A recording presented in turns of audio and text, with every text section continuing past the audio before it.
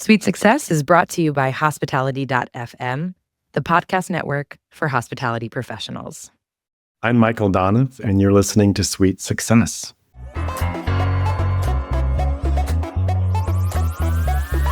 You've just checked in to Sweet Success. Join me, Katie Cline, for exclusive conversations with hotel executives, hospitality leaders, and industry innovators. Together, we'll uncover the strategies and techniques these masters of hospitality relentlessly refine.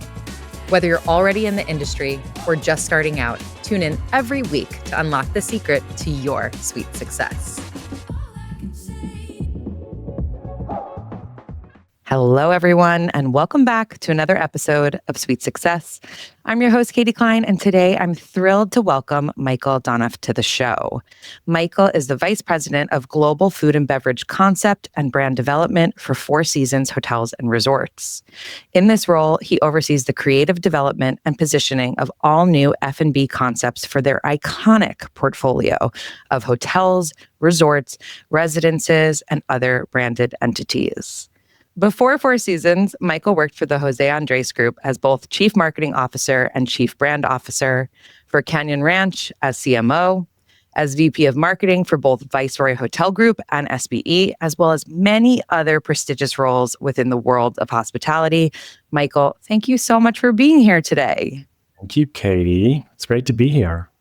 I'm really excited to get to chat with you. Four Seasons is just one of the most beloved brands in our industry. And we all know that the F&B offering can truly make or break any experience. And as we've got to know each other, I understand that your role is really all-encompassing. You do the initial ideation all the way through the venue opening. So tell me about your role and what you're working on right now. Yeah, I've been with the company about 2.5 years, first as a consultant, and then the last year and change as the VP.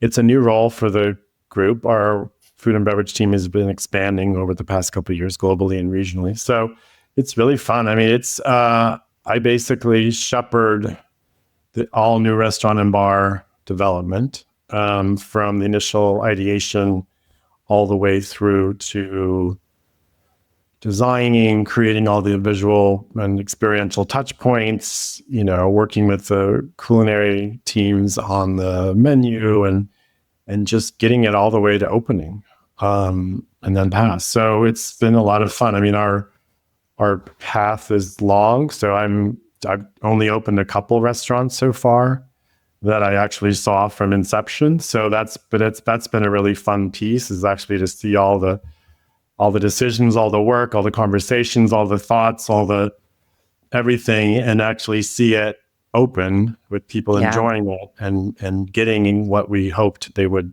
get. After hosting for more than 2 years, I finally made the decision to switch to Lodgify. And honestly, I should have done it sooner. If you haven't heard of them yet, Lodgify is a property management software built for short-term rentals and boutique hotels. They make it easy to manage your calendar, update cross-channel listings, automate guest messages, connect with OTAs, and even build a direct booking website. What I love most is that it's intuitive, it's organized, and most importantly, it's setting me up for what's next, whether that be adding more short-term rentals to my portfolio or maybe opening a boutique hotel one day. Lodgify is the kind of platform that grows with you. Visit lodgify.com and use code SWEET20, that's sweet like hotel suite, to get 20% off their annual plans today. Check out the link in the show notes for more. Yeah, the long lead time is something I think in our industry we're all a bit used to, because with a hotel, when you announce the deal signing to when it actually opens its doors, can sometimes be a decade or longer in between. So it must be really cool to see that kind of go from soup to nuts. And I'm sure many more that will come in the forthcoming years as well. Yeah, I mean, I also do renovations and reconcepting in existing properties. So those are a bit quicker, but still it can be up a year or so. Wow.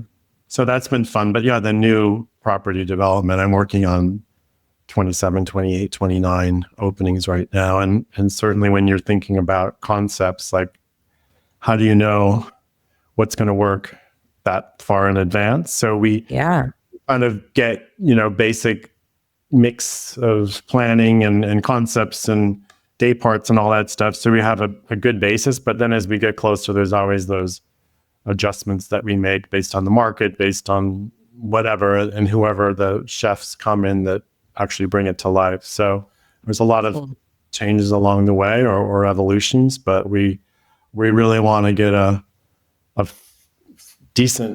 decently firm hold on it, because it dictates all the space planning, the kitchen fit outs, all the things that go into any restaurant or bar. So That's so true. I didn't even think about that, but you're right. When you're working with that big of a lead time, and I guess the same is true with the hotel design as well, you want to make sure that all the effort and time and money that you're putting into something is going to be working and relevant when it actually launches. Do you work with any type of like trend forecasting service, or are you just kind of leading into what you're seeing consumer demands dictate nowadays? yeah, I mean, we have our own sort of data insights within the company that we leverage, obviously, because we have a lot of guests and a lot of locations around the world. So we can, it's never perfect. A lot of it is intuition, and it's just keeping abreast of the markets, because every city and country we open in is different, and what's popular, what works, what doesn't work. So it's a constant monitoring of conditions, and and then as you get closer, this is, at some point there's a go no go date, and you have to commit. And so we're never really chasing white hot trends, because even in my independent restaurant world, it's a slippery slope, because if you're getting that white hot of the moment sizzle trend, like, it's probably not going to last very long. So you need to be a bit more conscious of has some gravitas. I'm certainly on top of eating habits and culinary trends, but not trying to be capturing every little TikTok trend or moment that comes up across us, because there's, as we know, those change every day. Absolutely. And you touched on something really interesting there, the fact that you're designing F&B concepts all over the world. So I'm curious, how much does the hotel's location or the culture that the hotel is in influence what restaurants and bars you're putting into a hotel or a resort or one of the branded residences, for example? I mean, it has a huge impact, because obviously start with the country, culture, city, every market is different. So a lot comes in the initial planning stages. Like, okay, where are we? What's in that market? If it's an urban market, you have a comp set. But again, 3 years from now, the comp set will be different, but based on what we think would work. Renovations, it's easier in some senses, because it's a shorter, more compressed time frame. And we also have a team on the ground, and I really defer to them, like what works here. Obviously the owner's going to have input, but what do we think works here? What is the white space? What is not overdone? And how, if it's a popular cuisine that we want to do, like, how do we make it our own? So you're not just one with the other many in that location. Guest mix, a lot of our guests, even globally, are American, but there's different mixes depending on where the hotel is. So you want to think of what they're expecting. Also, we have a lot of countries in the Middle East, or a lot of properties and projects, and so I was just there for 2 weeks last month, and there's a lot of, it's very different. I was there during Ramadan, and I learned a lot about what there's alcohol is obviously a thing that we have to be mindful of, and be creative around non-alcoholic options. So there's all these cultural factors that go into any decision. And then based on that, we sort of collect that. And then, okay, based on this base of knowledge, what would work? What do we think could work? What's the mix? And in some resorts, we have up to 10 concepts, 10 outlets between bars, restaurants, pool bars, beach bars, spa cafe, things like that. So then you have to really think, how does that all fit together? What's the ultimate mix? We want obviously a sense of place.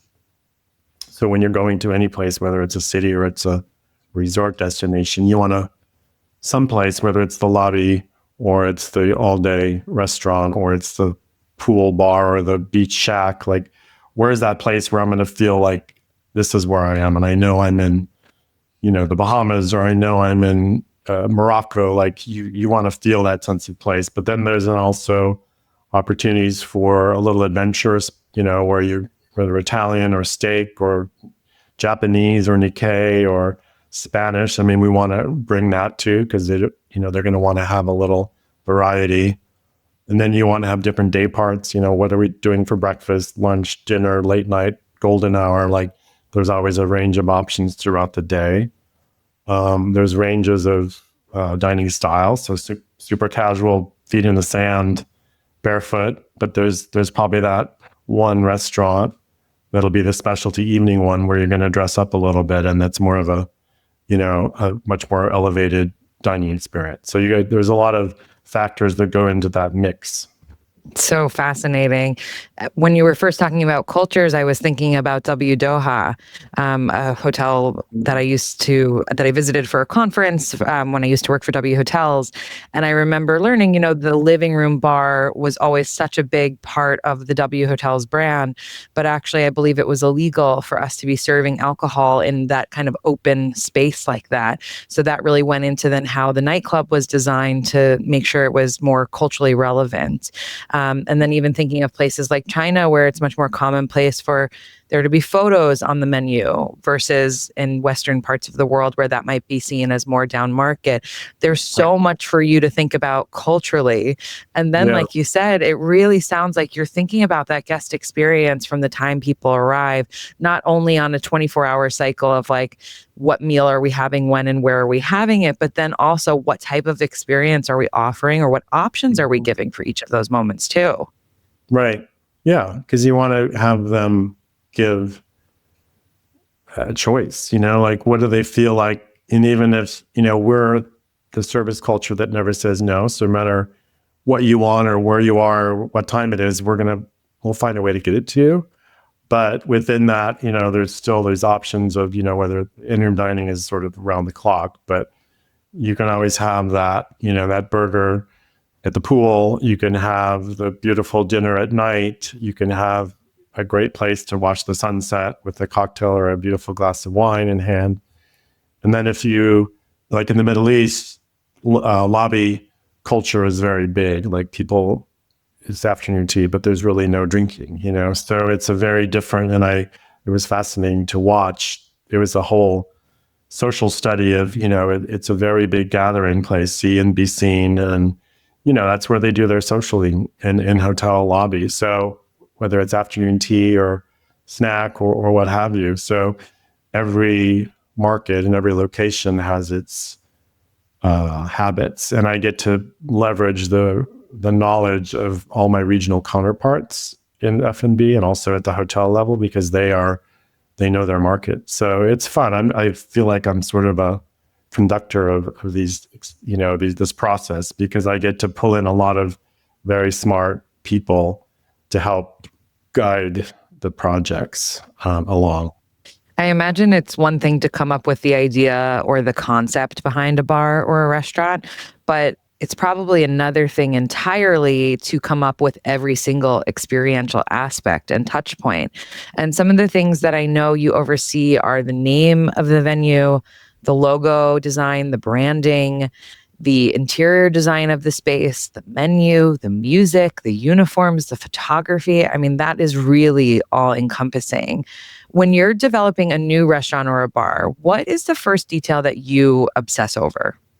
Well, I think to step back a bit, it's a definitely collaborative effort. Like I said, I help orchestrate these things, but and I've never worked in a big company like Four Seasons, although I don't feel like it's a big company really.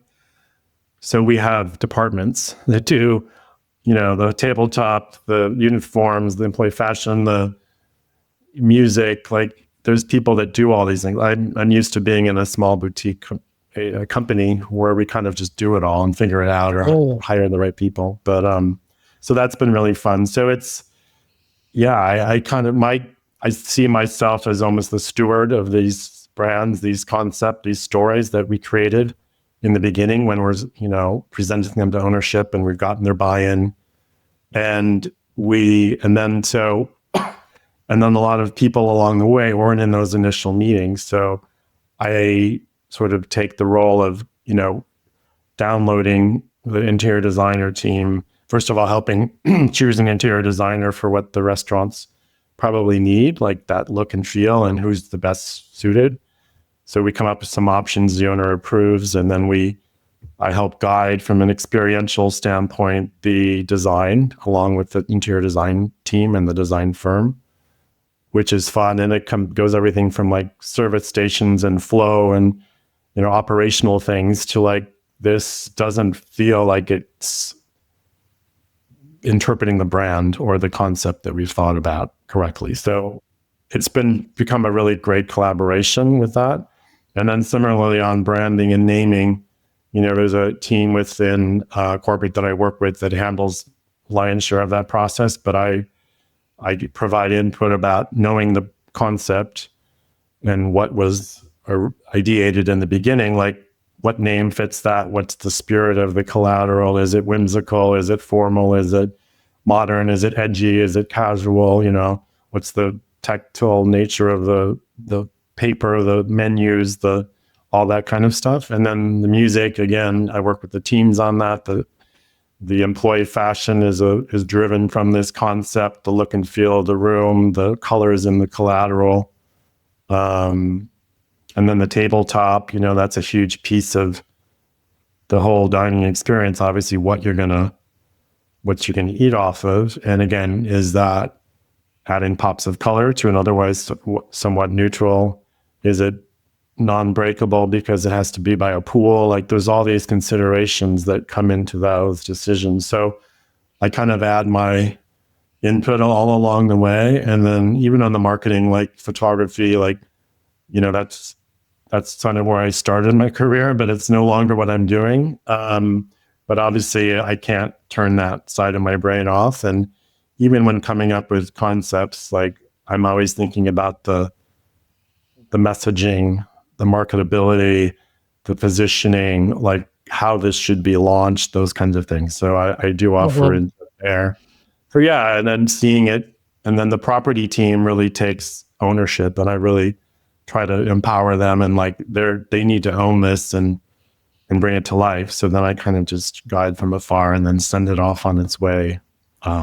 So it's been a fun process so far. It's really gratifying to see these things come to life. The next time you're traveling or celebrating an important occasion, book a photographer photo shoot.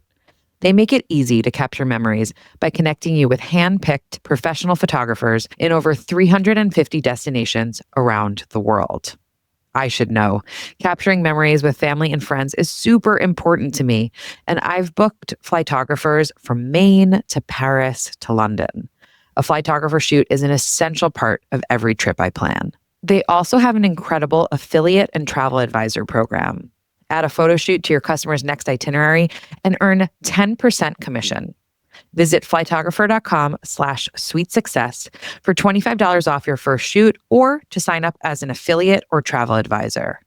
That's flytographer.com/sweet, like hotel suite, success. You just referenced the beginning of your career, and obviously in your introduction, I shared what incredible roles you've held throughout it. But as a publicist, I was really excited to see that you started your career in PR, and you were just talking about how that branding and marketing side of the brain is something that, those of us, we could just not shut off. So tell us more about that. I mean, I'm grateful for the start in PR, because I tell everyone everyone should work in PR at some point, because it helps in every interaction, every presentation, every, interaction. It's just really learning how to articulate ideas and how to position things and how to influence people in the right way. You learn skills about people and psychology and just how to, there's always a better way or an optimal way to get your message across, whether it's a hard news or a decision that, it's going to be tough to convey, but there's always a way to convey that message so that it's received by the other party in the best way. But yeah, I started a long time ago in PR. I had moved to New York. I was living in France for a couple of years after college, and I found myself in New York City, and I didn't know what I wanted to do. I had a rough idea, but the idea of travel to me in hospitality, that was like, and design, those were kind of my, and food. Those were my areas of like, I knew I wanted to work. And I found a job in the New York Times for a receptionist in a travel PR firm. And I was like, I don't know what PR is, but I like it says travel, like I get to represent hotels and stuff. So I got the job. It was, I think it's a restaurant. It's Karen Weiner Escalera. It's KWE. So I was the receptionist there for a few months, and then she hired me as her assistant, Karen. And I just kind of found out what PR was, and I liked it, and I got to represent some great hotels, and then I went on to represent the French West Indies islands in the Caribbean, which was really fun because I got to go on press trips to those islands. And I found PR really interesting because, first of all, the people you get to hang out with are also fellow travel lovers. And that's great because you always have stuff to talk about on press trips and things. And that led into sort of marketing and brand development. And then I became in-house marketing at some hotel companies. And then that kind of moved into more brand and concept development, and then kind of evolved to where I am now. And I feel like, I don't know if I could do this job 20 years ago because I just don't think I had enough accumulated experiences or ideas or, just I think I pull from things that places I've seen, traveled, whatever, people I've worked with, people I've been inspired by, pull that into what I do now, so it's really fun to have that journey. And I think PR is, like I said, PR is a great place to start. I had a very similar entry point into PR. I'm laughing when you said, I didn't know what PR was. I was the exact same way. I was a fashion merchandising major in college, which obviously has worked out so well for me. And I applied for an internship at Michael Kors, and I got called and they said, which department would you like to intern in? And I said, I don't know, anything but design, because I have no design talent. And I interviewed with the PR team, and they were the ones who offered me the internship. And I just completely fell in love with the world. And I agree. I think on the surface level, people who don't understand the discipline can see it as a bit unnecessary or fluffy, but there is so much more that you learn within that space, like you said, about influencing people and knowing your talking points. And for you right now in your role, being able to zoom out and say, how are we going to market this? How are we going to make sure this experience translates to people who haven't yet set foot through our doors? Right. Because I mean, whatever you do has to be financially viable. So the model in terms of operationally, food costs, labor costs, all that kind of stuff has to be able to stand on its own and be a workable model, but also it has to fill a need. It has to have some legs to it. It has to, seize current trends or current customer wants or guest needs, but, and it has to be fresh. I think, our culture certainly now is so overstimulated, and our attention spans and the new and shiny is every time we turn around.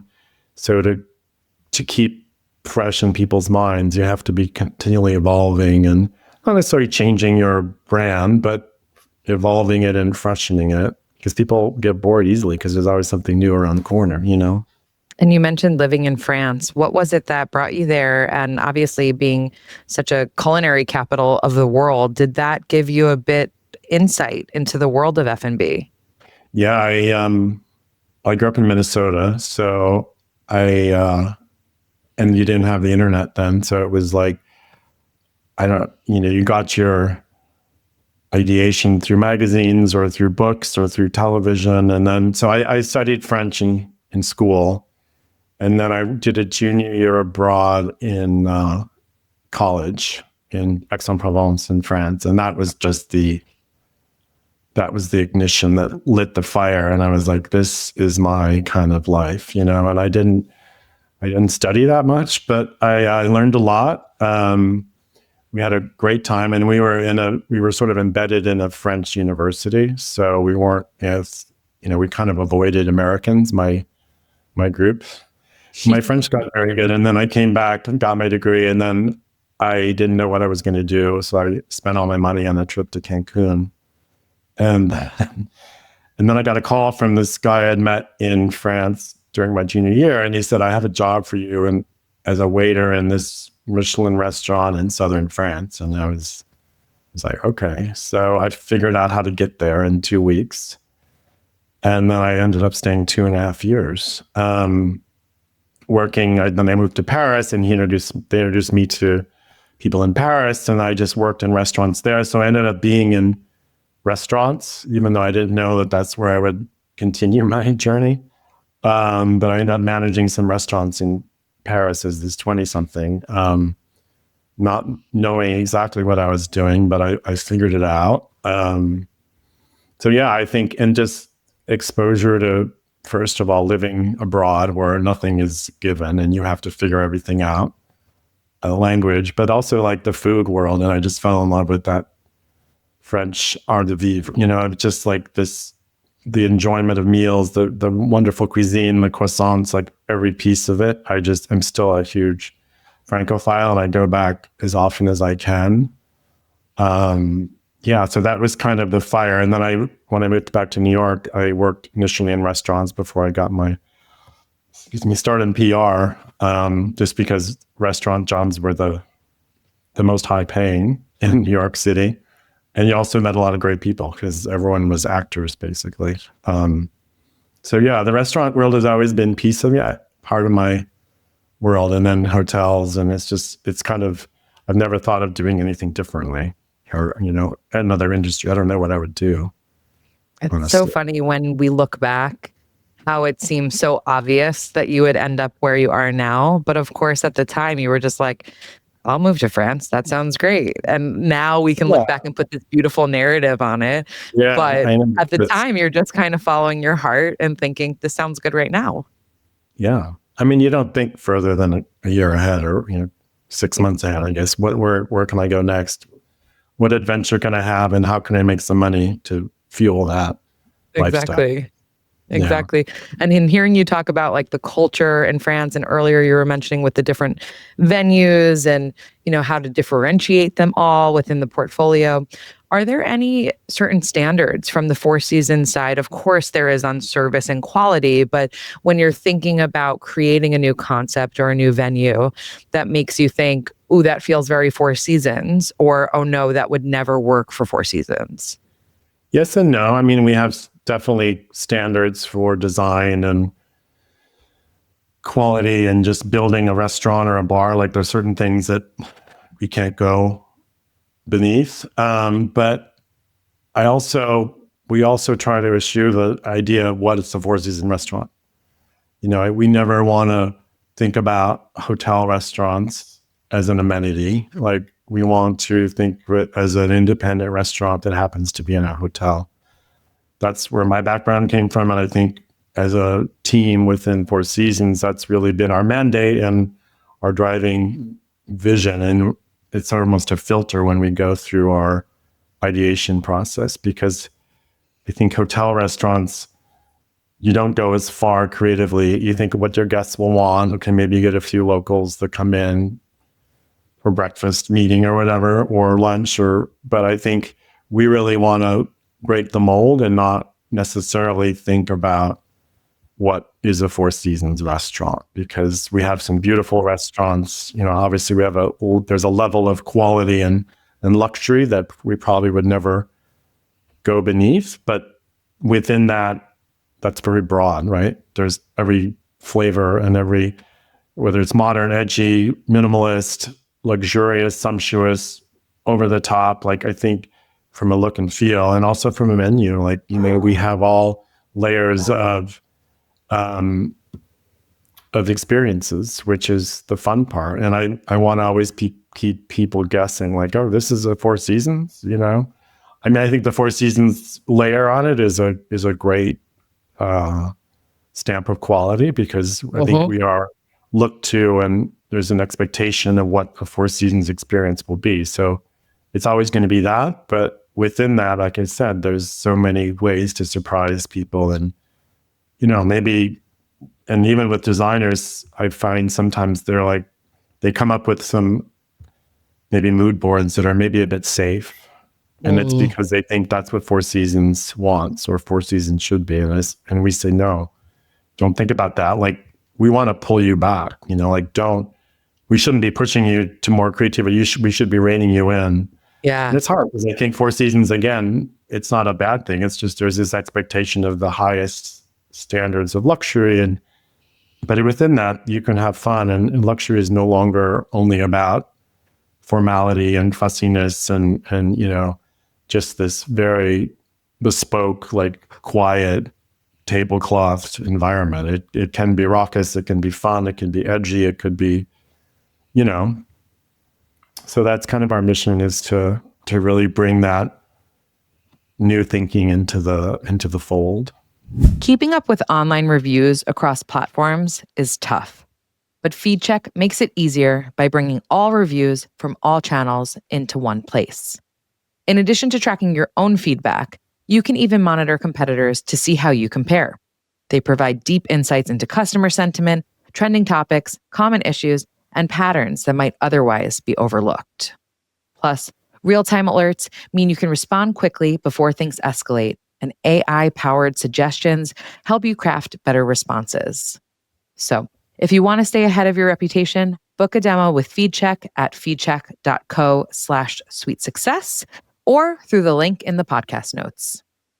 That has certainly been my experience with Four Seasons.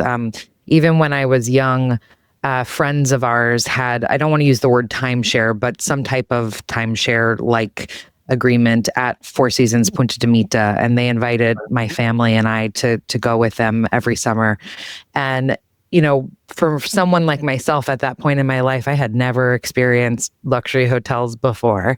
And even then I thought, oh, this is going to be white tablecloths and, we all have to be on our best behavior at all times. And what I saw time and time again when we went to that property, and now other properties I've been to since, is it's just like a level of quality and service and humanity and kindness, and really that ability to anticipate their guests' needs that a lot of hotels strive for, but somehow Four Seasons seems to master time and time again, no matter which property you're at or no matter which dining institution you're at. And I really felt what you said about, we just happen to be a restaurant inside of a hotel. We're not a hotel restaurant. There are so many different options to us. And yeah, of course, there's the quote fancier option if you want it, but there's also, like you said earlier, the toes in the sand option too. Mm-hmm. Yeah, and I think that's the beauty of what we do and that I love hearing that I hear that a lot from people, and actually now I've been to 35 hotels, I think, since I've been with Four Seasons to work and stay at, and it's rare that a company's mission is felt through every employee, in terms of authenticity, the grace, the kindness, the warmth, and I just feel that with every level of employee. And a lot of them, maybe because I'm a corporate executive, but I think it's also, they do that for everyone. And I see it I watch them interact with guests, and there's just this, and I think you mentioned humanity. I mean, that's such a, unfortunately, rare word sometimes these days. I think it's so true. I had the benefit to spend some time with Isidore Sharp last week in Toronto, one-on-one, and who's the founder of Four Seasons. And this gentleman is just, I didn't want to leave. I'm like, can I move in? Because I went to his home with his wife, and I was, do you mind if I just move in? I won't stay, more than a couple of weeks. But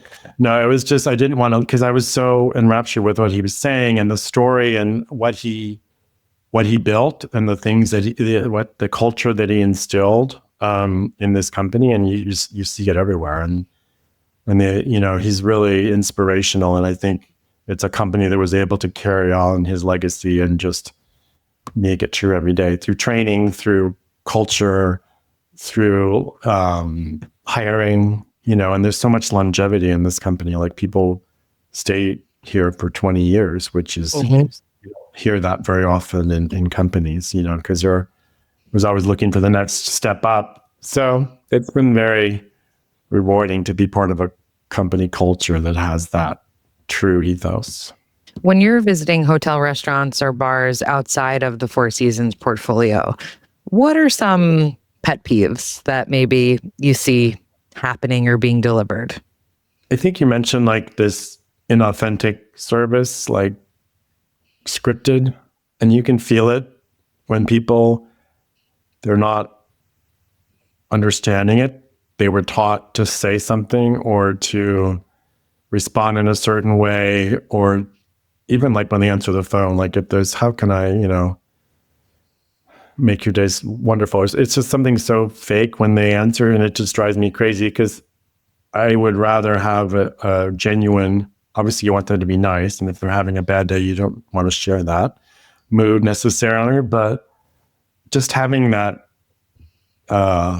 rote response is just, because we know like working in hotels, like, when it's rehearsed, and also working in PR, when a message is not believed by the giver, like when they're given their talking points and they say them, but they don't believe them. They're just repeating what you told them to say. So that's probably my biggest pet peeve. That and those, in the highball glasses, those big long ice cubes, that's not in hotels only, but I love the artistry of it and the big ice, but you can't drink those. Like, how can you drink those drinks with the big long ice cube? Just a personal pet peeve. And there's barely any drink in there. It's mostly just ice. I know. Hopefully that trend will pass. Yes. What is a project that you've worked on at some point in your career that you thought we really nailed this one? I think, can I say two? Yeah, of course. First one was early, and I worked on, talking about W, I worked on the initial brand development of W, which was really fun in the late 90s, I guess. It was just an idea from Barry Sternlicht that I read about in Crane's New York business. And I was at Susan Magrino agency then and wrote a letter to him because there was no email yet. And he responded. And so we got hired to do the initial PR for W, but I also had a chance to work on branding, like helping create the W words, wherever, whenever, whatever, warm, witty, wonderful, all those things that, because W, no one really knew what it meant or what, other than a magazine. So that was really fun. And now to see where W has come and grown into that, to be a part of that little kernel of ideation and startup phase, that was great. And then the second one is more recent. With Jose Andres, I worked on a big project in New York, Hudson Yards, called Mercado Little Spain, which is a Spanish food hall. And that literally was about 2 years of my life, like helping orchestrate every detail of that design, the logos, the branding, the retail merchandising, the collateral, what each kiosk represents, have it all fit together. So that it was so much fun. And it was, Jose is such a champion of Spain, obviously. And so we had to use primarily all Spanish vendors. So we had different graphic firms for each logo of each restaurant because you wanted one from each region, and all the furniture and accessories and lighting had to come from Spain, tile, tables. Like it was a big effort, but it was so much fun because it was a true love letter to Spain. And so that was probably the second one that was really, and I see it, I go back there today still. I mean, it kind of had a little dormancy during the pandemic, but it survived, and it's thriving still now. So that's fun to go see. Those are amazing examples. And I love that last one too, just to illustrate how important all of the details actually are. And a guest who walks into that restaurant isn't going to know the little nitty gritty behind each and everything. But I do believe that that all adds to the experience and you can kind of feel it. Yeah. And when I go with my friends, I'm like, look at that. See, we had to do that. And they're like, yeah, okay. I just want I want a croqueta. So I'm like, we notice that stuff because we labored over every piece of it. But I'm hoping, yes, all the ensemble of it does resonate with people, and it, the music, like that's why I love working it all on all components, because it does, whether you notice it or not, it does influence how your experience is. Like music is Absolutely. good or amped up or chill, like, and so all that, and the uniforms, the colors, like it all matters. So it's really Yeah. fun. People don't call out every detail. It really does. And the music really can set the vibe, change the vibe, and even the Yeah, volume. I was at dinner with friends recently, and this maybe is showing my age a little bit, but the music was almost so loud that we couldn't hear each other for a conversation. We are like, this is yeah, not the right place for us. Or lighting. My husband is super sensitive to restaurant lighting, and the second it's a little too bright, it just ruins the experience for him. So while yeah, maybe people don't pick up on like what it exactly is that's making or breaking the experience, all of those little details really do come together to make you either say that was an exceptional meal, or yeah. I don't think we're going to go back there anytime soon. Yeah. Lighting is huge. That's another pet peeve. Like a restaurant that has everything, but the lights are too bright, like it kills the vibe. Like Exactly. you can't, and like I'm all about like mood lighting, candles, lights, like, because otherwise you feel like you're in a cafeteria. Yeah, exactly. Exactly. Guest expectations are constantly changing. We see this with rooms, we see this with everything, really, right? And I imagine the same is true in food and beverage. Have you seen particular shifts over time throughout your career of this used to be super hot back then, but nowadays we would never be caught dead even trying that? I think now, like, when we have this conversation a lot, like the experience, the overall vibe and experience of restaurants is really key, especially with nighttime venues. Hmm. Not that the food can be bad or the service can be bad, but I think if the food is great, the service is on point, but there's no vibe, I don't think people will come back, because I Oh, think you want to feel like, first of all, you're in a place that has some traction, other people are there, you're in your like peer group, like where people you want to be associated with, like everyone has their personal brand, right? So does this environment fit what you want your brand to be? And if it doesn't, like, so I think that's been a change. I think experiences over everything. Certainly the lack of formality, I think, we still have some very bespoke, formal places throughout the world, Michelin, 3 Michelin stars, which you wouldn't want that to change, but more and more people are not wanting to dine that way, except for maybe special occasions, I think. hmm. So again, it can be super evolved, finessed, nuanced food on a very high level, but in an environment that maybe is a bit more friendly, casual, warm, welcoming, just a little less, and maybe a little not loud, but like animated. Hmm. And you have to whisper, at your table. So I think that's probably the biggest change I've seen. And then, we're a very social media driven, so you want to make sure you have those things that get recorded or noticed. So yeah. You mentioned earlier that you've traveled to 35 Four Seasons properties now. What's your go-to room service order? Um, Luckily, I have I I get to eat in these restaurants, so I don't spend a lot of time in room service. But I think True. if I was in room service and the opportunity presented himself, like chocolate fudge sundae with peanuts, like Yes. I go like all that. out. You just like if you're sitting there and there's a reason why you don't want to leave, like you will to indulge, right? I love That's for it. I me. love it. Do you have any predictions for the future of hotel or hospitality F&B? Gosh. I mean, I think retail F&B, I think less and less hotel F&B in terms of being identified as a hotel restaurant, I would hope. I think there's Yeah. always that room for like a lot of regions and countries.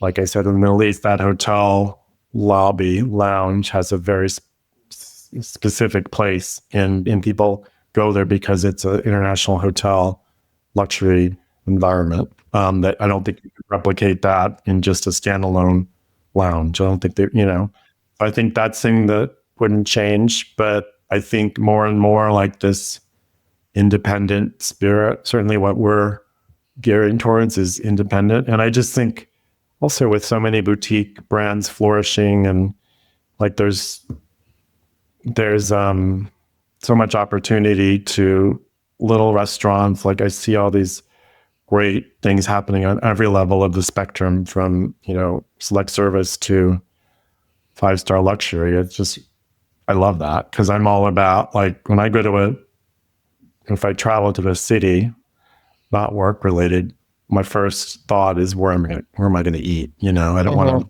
try and I waste any meal period on a bad meal. So like I'm always doing my research, and you leave a layer up to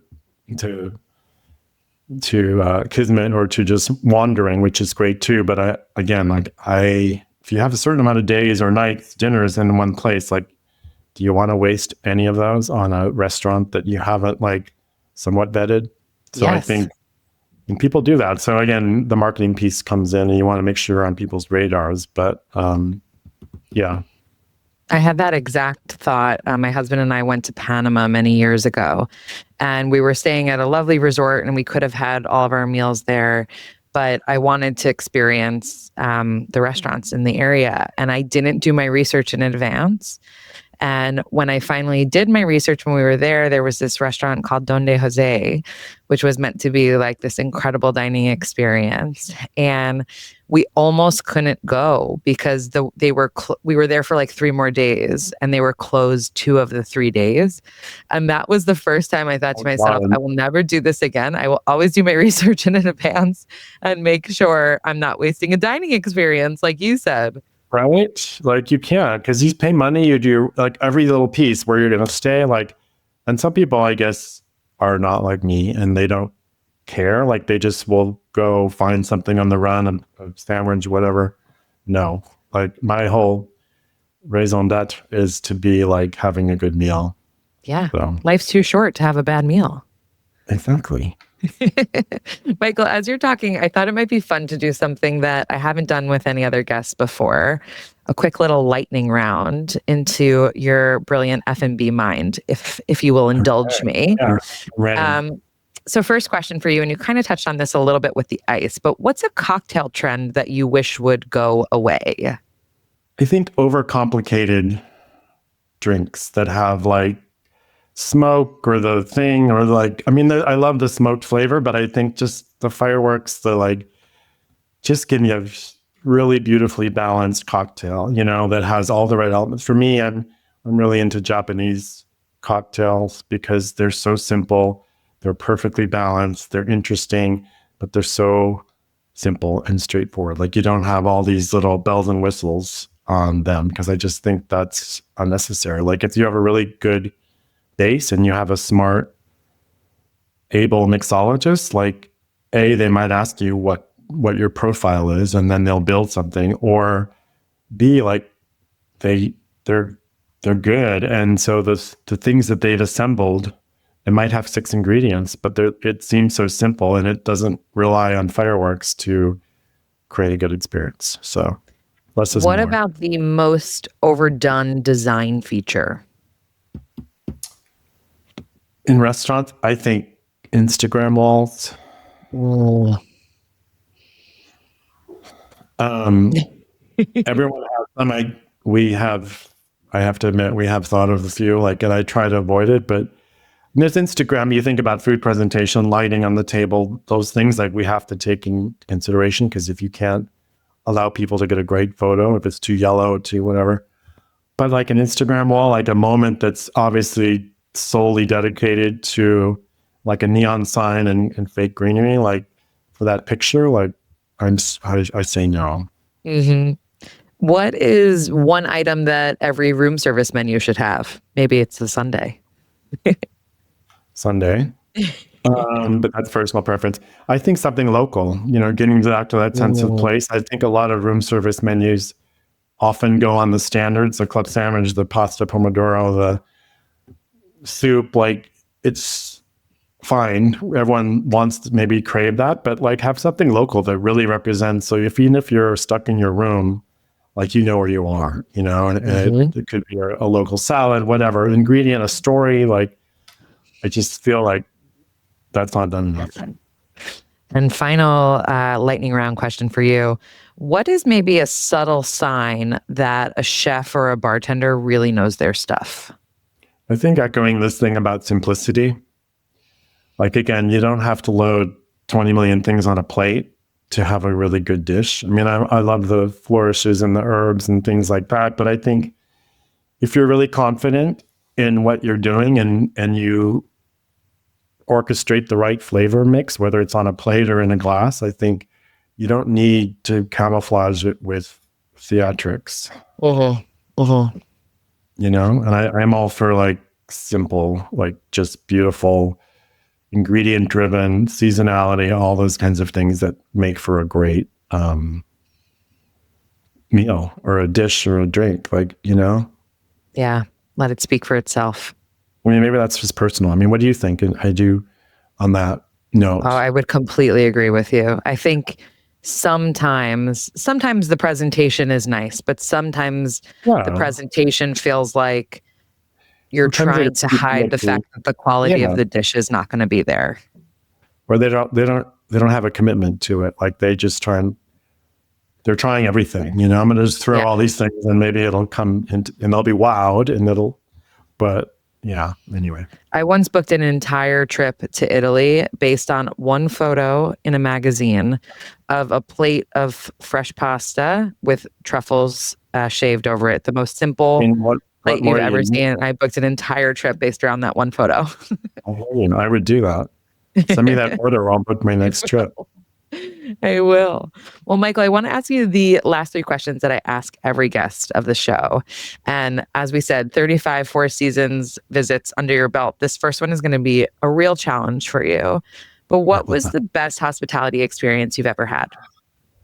um, I'm not going to choose the Four Seasons because there's a lot and it seems self-serving. But there was one that I still think about, and it was years ago. And I used to work with Island Outpost, which is a small hotel group in the Caribbean in Miami.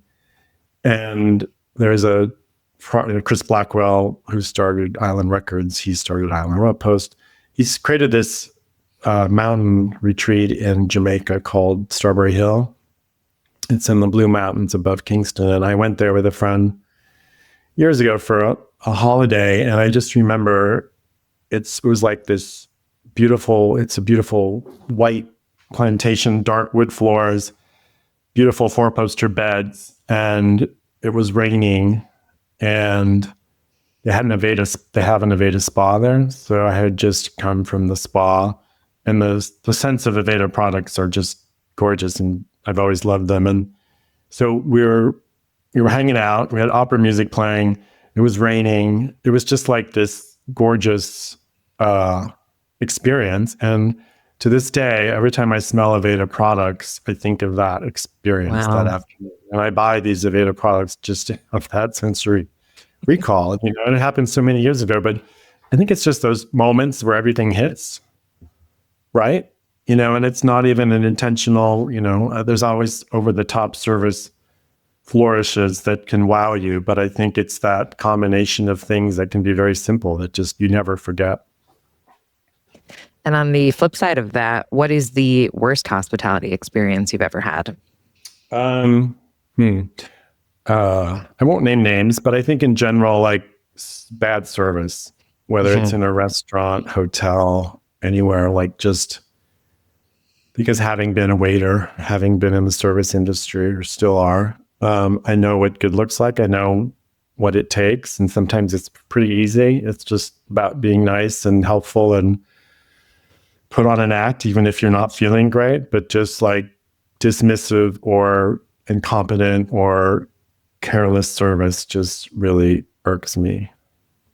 And final question for you. What does hospitality mean to you? And is there anyone, a person, a brand, in addition to Four Seasons, of course, that you think has truly mastered it? I mean, I can't think of an example. I was going to say Four Seasons, so I can't say that. But I think hospitality to me is that genuine authenticity. It's like a real sense of true welcome. You understand people, like I said earlier, you're hitting those right notes. You are here meeting people where they are. You're kind of reading their mood, whether it's hurried and annoyed, or it's like, I want to chat because I've been alone for a while.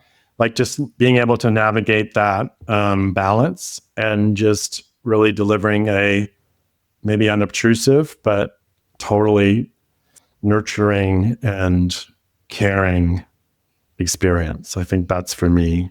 Whether that's a dinner party or it's a whatever, I think it's elusive. It sounds easy, but it's not, I don't think. Absolutely. Well, Michael, thank you so much for the time today. I am leaving both inspired and very hungry. So thank you. It's almost lunchtime. Exactly. Thank you again. All right, everyone. It's time for today's sweet summary, where I break down the key insights and actionable takeaways from today's conversation. For anyone who might have thought that hotel bars and restaurants are just a convenient spot to grab a bite between conference calls, well, my chat with Michael proved that couldn't be further from the truth. I loved how he described his role as a conductor of sorts, part creative director, part brand steward, guiding the rhythm of every dining and drinking touch point. His passion for restaurants and bars is palpable, but what was equally evident was his obsession with the guest journey itself. He's thought through every moment: breakfast, lunch, midday snack, happy hour, dinner, late night drinks, and every craving in between. Equally, he curates the where just as much as the what. From toes in the sand casual to white linen refined Michelin stars, Michael gives his guests options. But it's not just about what's on the plate or what the room looks like. As Michael emphasized, even the best food can fall flat if the service feels stiff or scripted.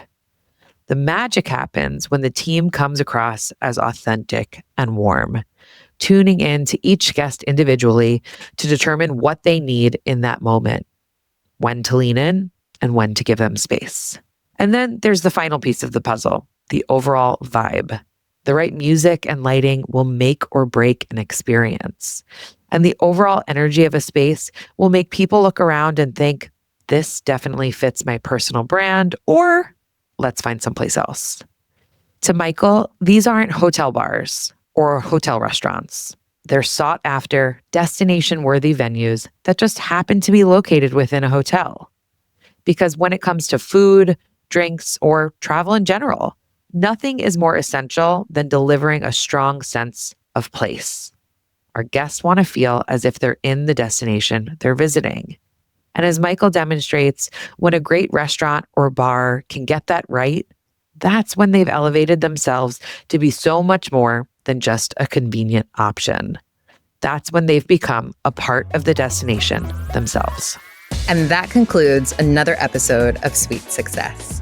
If you enjoyed today's conversation, please subscribe, rate, and review the show. We all know how important those 5-star reviews are. I also want to say a massive thank you to each and every one of you for tuning in. It means the absolute world to me. And I'd love to hear from you. If you have ideas for future guests, new topics to cover, or even just want to say hi, don't be shy. Message me through our website, sweetsuccesspodcast.com, or on social media at Sweet Success Podcast. That's sweet like hotel suite. Once again, I'm your host, Katie Cline, and I'm super excited to see you all next week.